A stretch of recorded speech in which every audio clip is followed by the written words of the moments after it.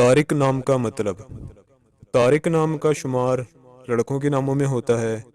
طارق نام کی ابتدائی تاریخ عربی زبان سے نکلتی ہے۔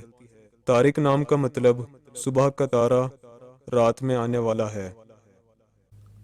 امید ہے آپ کو ویڈیو پسند آئی ہوگی۔